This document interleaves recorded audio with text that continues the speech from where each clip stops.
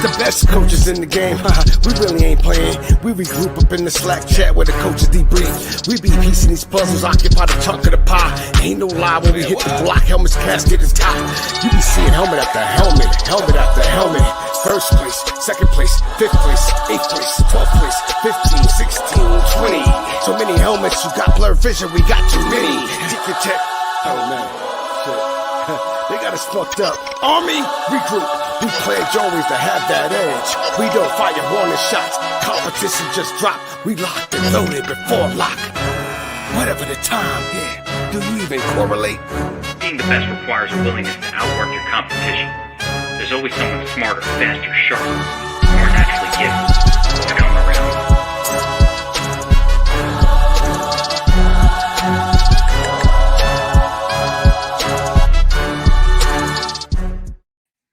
Good afternoon, everybody. Happy Friday. It's been a good week.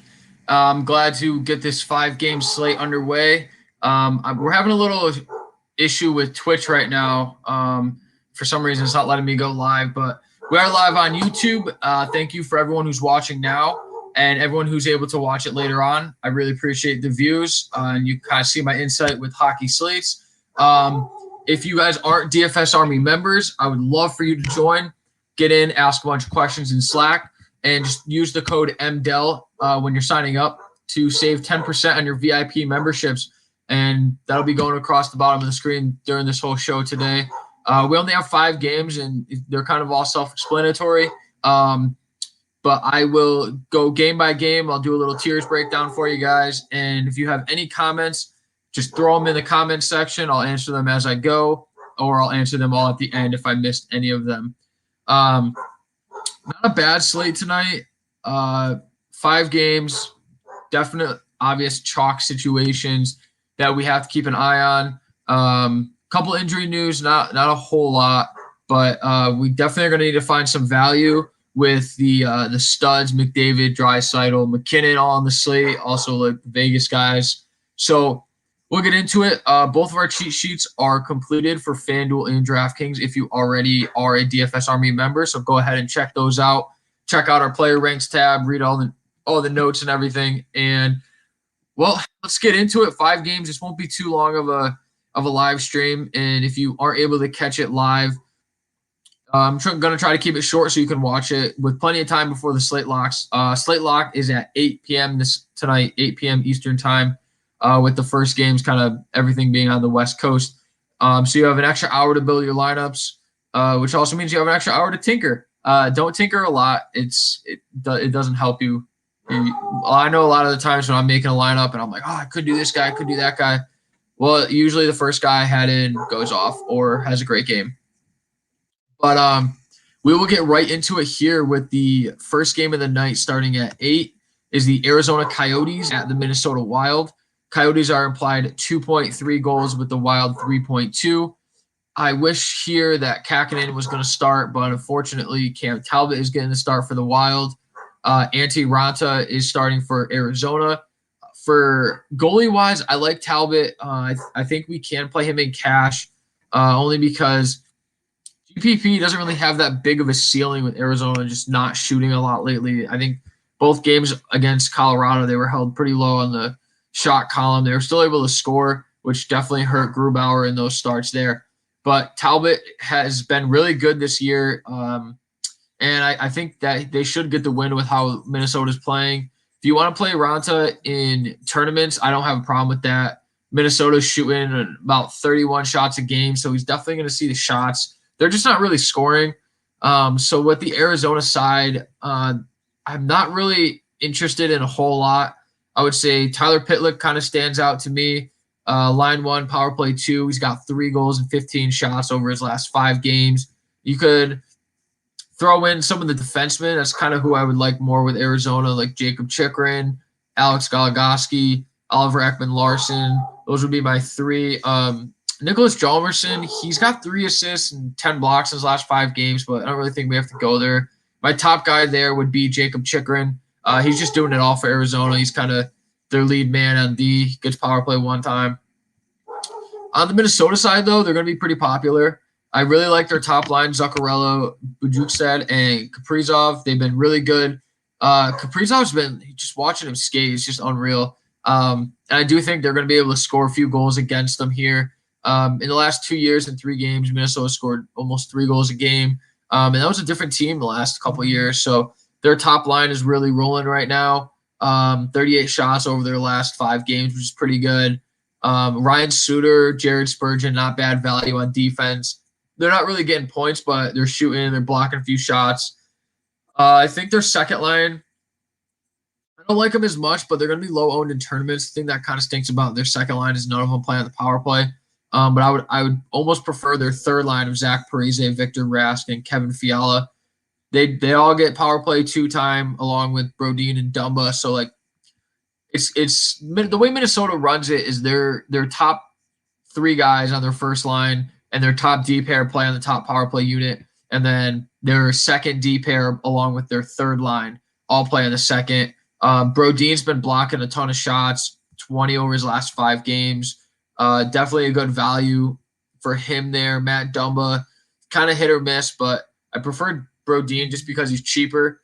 And then we have like the Parise, Rask, and Fiala line. They can go off. They can shoot a ton. Fiala is still a decent price, 14 shots over his last 5 games, so I don't mind going there if you want to go there. If you guys have any questions, throw them in the comments as I'm going along with these games.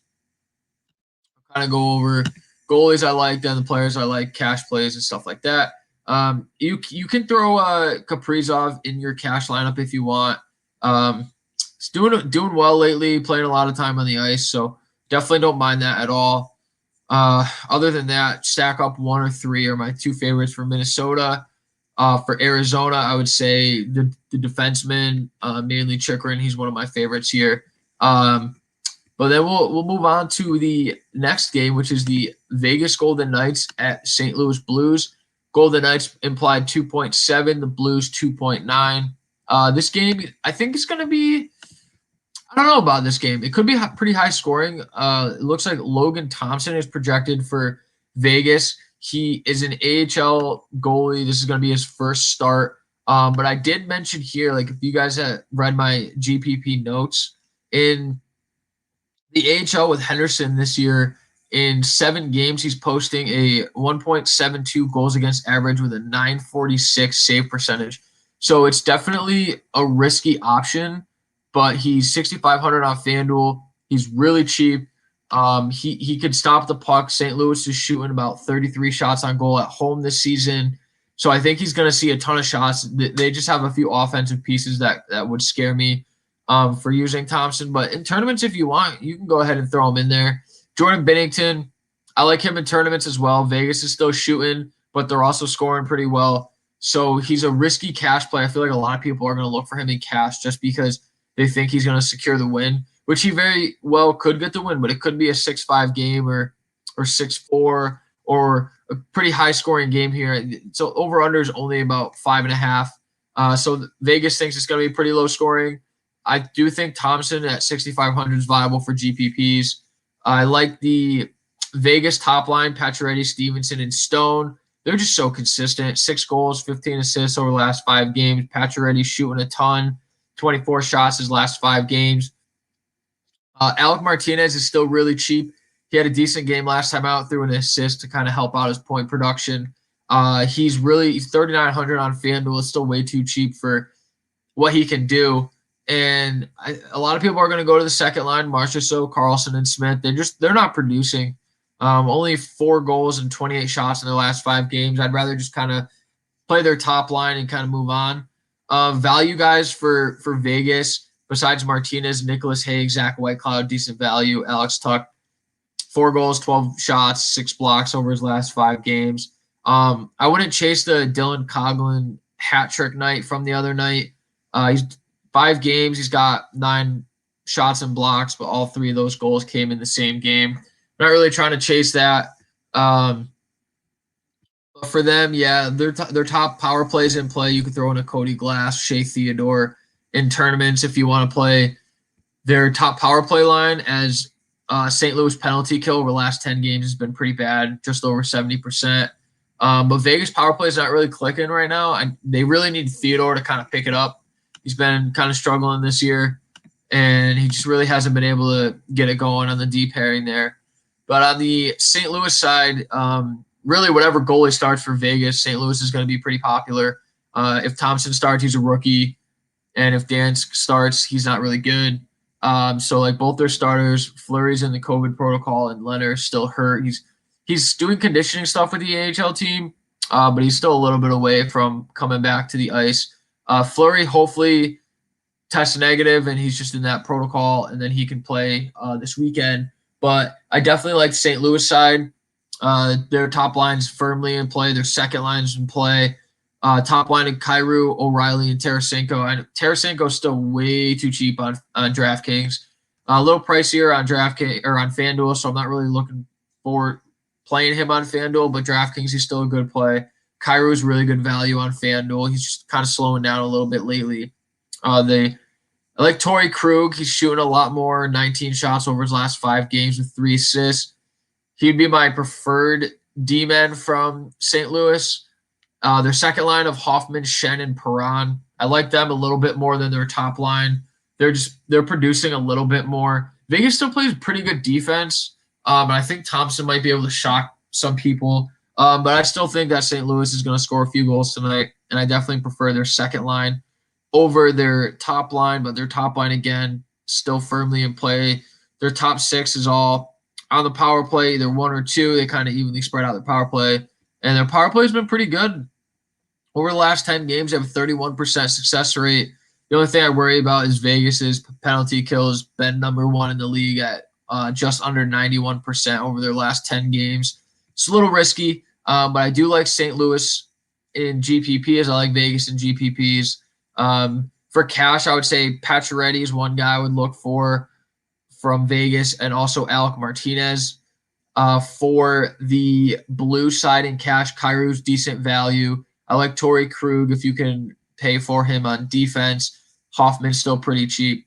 Perron's priced up, Shen's a little up. So prefer those 2 guys in tournaments just because of their price, and the guys that we want to get a little bit later on the slate tonight with another couple late games that are very, very interesting. The next game here is the big blowout game that we had the other night. Ottawa Senators at the Edmonton Oilers. Ottawa projected 2.6, Edmonton 4. Everyone's going to go to Edmonton again. They're in a great spot. They scored 7 last time against them. But a lot of times when a team scores 7 goals, the next game they don't do that well. And I'm not saying that Edmonton isn't going to score, because they most likely are. I think that 4 total is pretty solid for them. I think they could easily score 4 in this game here tonight. But Matt Murray, he's been kind of hot, cold all season. He kind of alternates his games. He was awful last game, so maybe he bounces back here if he gets to start.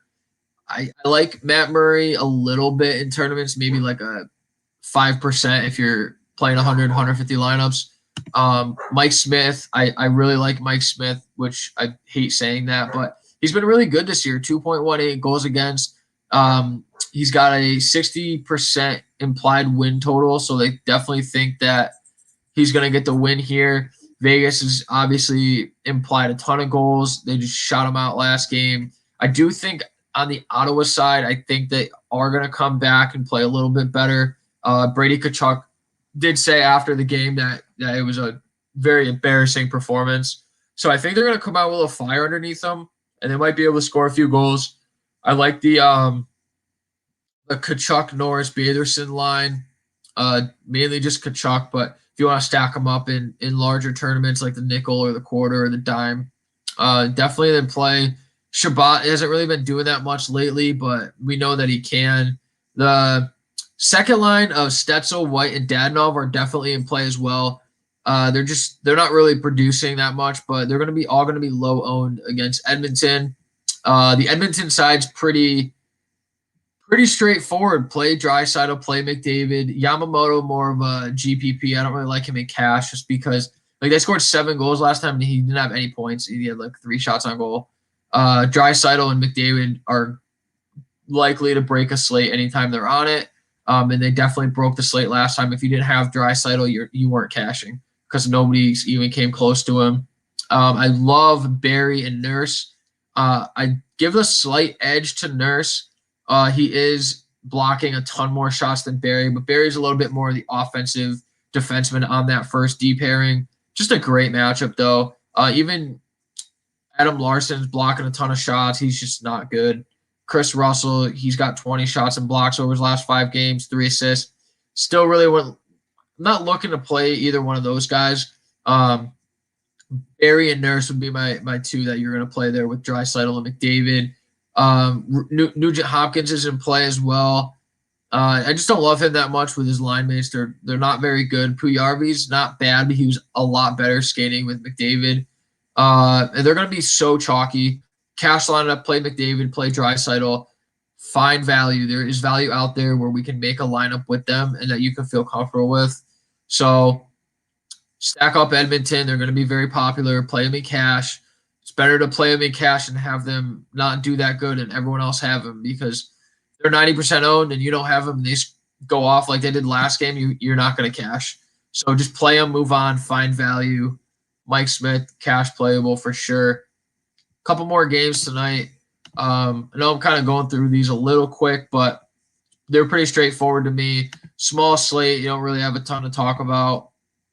And if you guys want to ask some questions, get in there so I can answer some questions for you. But we'll go on to the next game. Los Angeles Kings at the Colorado Avalanche. Kings implied 2.2, Colorado 3.3. I'm not sure exactly who's going to start for the Kings right now. We see that it's still Grosenick is projected, but Calvin Peterson is out of the COVID protocol, so he could get the start. It stinks because this game starts at 9, so it's not right at the beginning. So we might not get that news before the slate locks. But I mean, Colorado is just, they're way better than, I think he played the Ducks or the Coyotes in his first start. But Colorado, they haven't really been hitting their stride, but like I said, I'd rather play them and with the chance of them having a big blow-up game than not play them and they go off for 5, 6, 7 goals and you don't have them. Nathan McKinnon, cash lock as well. I mean, his production is just way too good. He's not that expensive. Him and McDavid, such a good floor at center. There's really nowhere else that you need to go and cash on this slate with the value that we have. Landeskog and Rantanen, I really like them as well. I prefer Landeskog a little bit just because he's cheaper. Rantanen at over 8K on Fanduel is kind of hard to play in cash with some of the other guys that we have on the slate. But Landeskog, I think he's in the mid-6s still, which is a good price for him. He's been doing well, 6 points, 18 shots over his last 5 games. I really like Samuel Girard again. He's been getting a ton of assists. And we see here Jacob McDonald. He's on the top line. He's mid-price on FanDuel. He's 3K on DraftKings. He's got 20 shots and blocks over his last 5 games, getting that top D pairing minutes, which is huge for him. So I really like him for value to get some exposure to Colorado to be able to fit in the McKinnon and the McDavid and Draisaitl's. Ryan Graves kind of piqued my interest as well. He's got 25 shots and blocks over his last 5 games. He's 3,900 on FanDuel, very cheap. He just doesn't get power play time, which kind of hurts a little bit. But he's shooting a little bit more than Devin Taves lately. I like Devin Taves again. I just prefer Girard or McDonald. Colorado 2, Brandon Saad, Nazem Kadri, and Andre Burakovsky. They're in play for tournaments for sure, especially if Grosenick starts for the Kings. I don't think that the Kings are going to hang around the Avalanche here. I think Grubauer is going to have a comeback game. Speaking of Grubauer, I do like him in cash with the lack of safer options. The Kings are going to shoot a bunch, and I think they should be able to stop them. Cash is kind of tough tonight because there's not a ton of safe stuff, and obviously we're going to want to pay up for McKinnon and McDavid and Draisaitl and like a Pacioretty. So we have some guys to pay up for. Cash is kind of risky. There's not a ton of great value out there. But one value I do like on Colorado is Valeri Nichushkin. He's still it's kind of shitty because he's playing on the third line since McKinnon came back, but he's still playing 16, 17 minutes a game. He's got 4 points and 17 shots over his last 5 games. So he's still shooting. He's 3,600 on FanDuel. He's a great value over there, so I really like that. On the Kings side of things, I like them for tournaments. I'm not really going up and like to stack up against Grubauer and the Avalanche in cash. But there's a couple guys you could play as one-offs if you want. Adrian Kempe, he's been on a tear lately. 6 goals in his last 5 games, 18 shots, playing a ton of minutes, gets top power play time. And the Kings' top power play unit's been one of the best in the league this whole season. So if they can get some penalties drawn against Colorado and they get 3 or 4 opportunities on the power play, I think they're going to be able to score 1 or 2 goals. And Kempe's been involved in all of them. If you look over the last 10 games, Kempe's got 3 power play goals. As a unit, they have 10 power play goals in their last 10 games. And Kempe's got 3 assists, Doughty's got 4 assists, and Kopitar's got 7 assists on the power play in that span. So definitely their power play unit is in play for GPPs. In cash, I wouldn't really touch much of them just because the matchup isn't great with Colorado. And Colorado's going to be so chalky. So definitely like that Colorado side a bit more. Let's see. Throw in the comments, guys. There's only like 1 game left, so I told you it was going to be a pretty short pod. The last game of the night, San Jose Sharks at the Anaheim Ducks. Sharks are implied 2.8, Anaheim 2.7. I think the Sharks should be implied a little bit more, kind of like 3-1.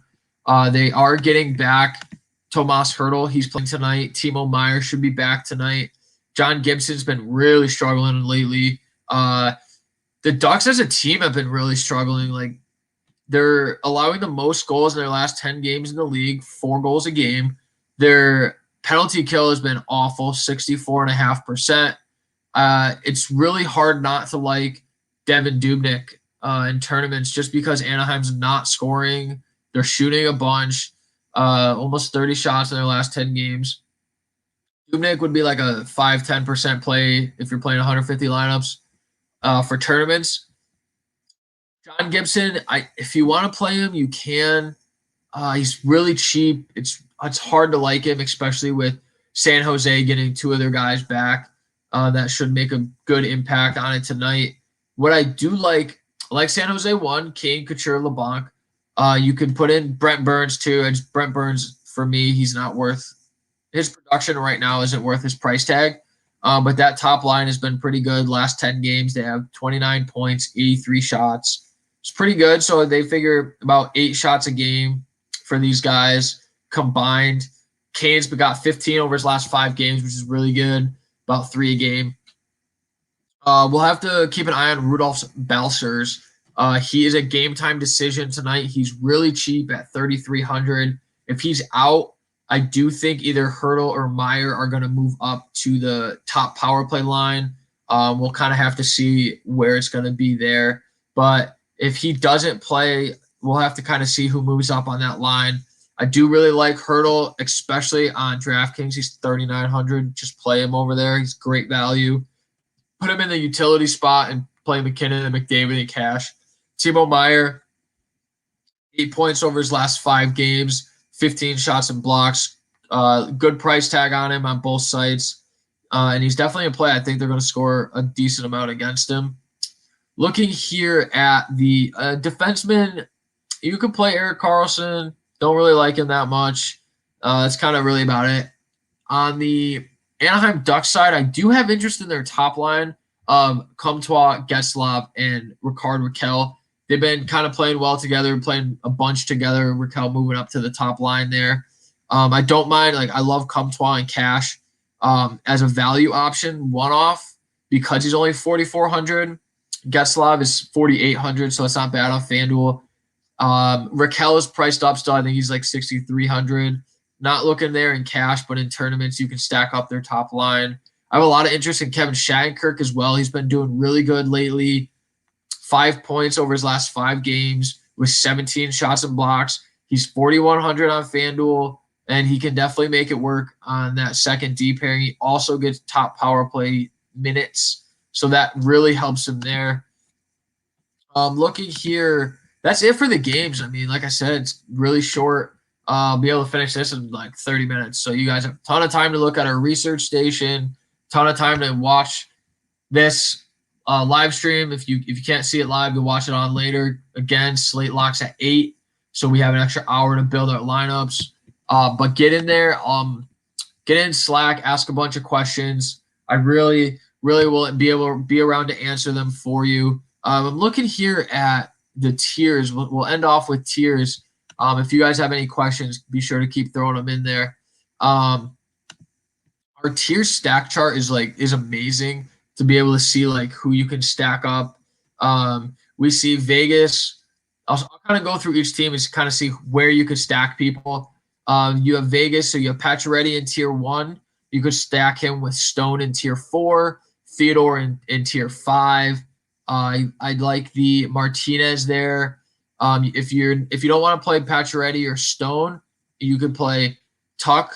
You could play Martinez or Marchessault or Carlson to kind of get that power play 2 correlation.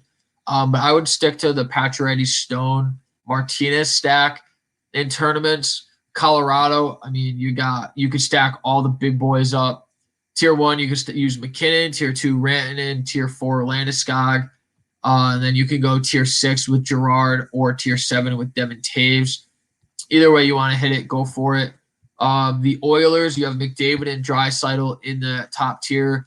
Kind of, if I was playing 10 tournament lines, I would probably have 4 McDavid, 4 Draisaitl, 1 McKinnon, 1 Pacioretty.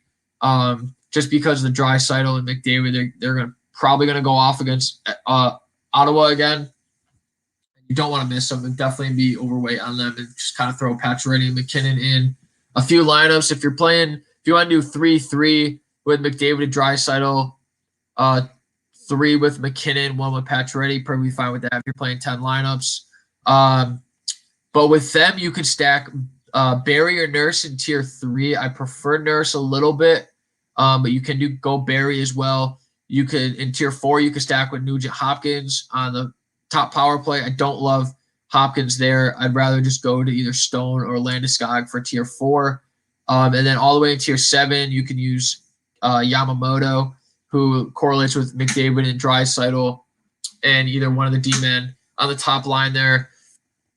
For San Jose, they have a couple. They have like basically 2 stacks we could do. You have Couture and Burns in tier 2. And then you have Kane and Meyer in tier 5, and then Eric Carlson in tier 8. I prefer the Couture-Kane pairing with Carlson if you want to do a 3-man, but I really like the Couture-Kane for the line 1, power play 1 stack. If Timo Meyer ends up moving to power play 1, don't mind throwing him in there with Couture. You could definitely do that. Ottawa, it's going to be really hard to play Ottawa in tiers just with the other options that we do have. But if you want to throw an Ottawa stack in there, you could stack all 3 of their guys. Kachuk in tier 2, Shabbat tier 4, Batherson in tier 7. That's a decent stack. St. Louis, again, they're going to be against either a rookie goalie or a goalie that's not very good, who's not considered a rookie. You have Perron and O'Reilly in tier 3. Slightly prefer Perron there. In tier 6, you have Shen, Krug, and Hoffman. I prefer Shen with Perron only because he's been a bit better than Hoffman. Krug is also in play if you want to get a D-man in there. And then in tier 8, you have Vladimir Tarasenko, which he's probably the best option in tier 8.